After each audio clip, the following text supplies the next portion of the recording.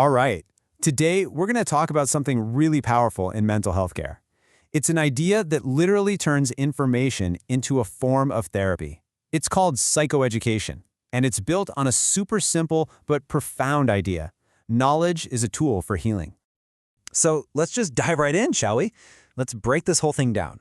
What is this approach really, and how does it actually work? So what is psychoeducation? Well, the name kind of gives it away, right? It's a mix of psychology and education. It's all about teaching people the real facts about their condition. And we're not just talking about a pamphlet you get from a doctor's office. Oh no. This is about arming people and their families with the real knowledge and skills they need to navigate that road to recovery. Okay, so to really get what makes psychoeducation so unique, it's super helpful to compare it to something you've probably heard of, group therapy. On the surface, they can look pretty similar, but trust me, what they're trying to do is fundamentally different. So where do they overlap? Well, a lot of the time, both happen in a group setting, and they're both led by a trained professional. This whole setup is designed to create a safe space, a place where people feel supported, and maybe most importantly, realize they're not alone in what they're going through. But this is the key. This is where they really split into two different paths, and it all boils down to one big question. Is the main goal here to learn, or is it to process? And this sums it up perfectly. Think of psychoeducation like a classroom for your mind. It has a curriculum, it's structured, and it's all about building knowledge and practical skills. Group therapy, on the other hand, is much more like a guided conversation. The focus there is on sharing your personal experiences and working through all the emotions that come with them. So, simply put, one educates, the other processes. Okay, that all makes sense. But so what?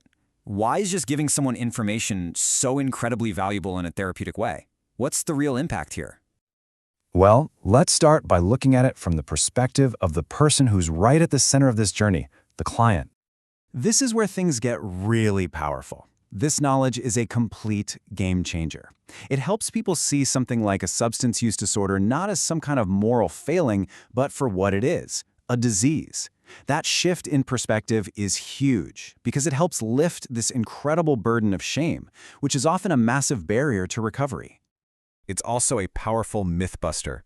It directly addresses and dismantles all those false beliefs a person might have about themselves or their condition.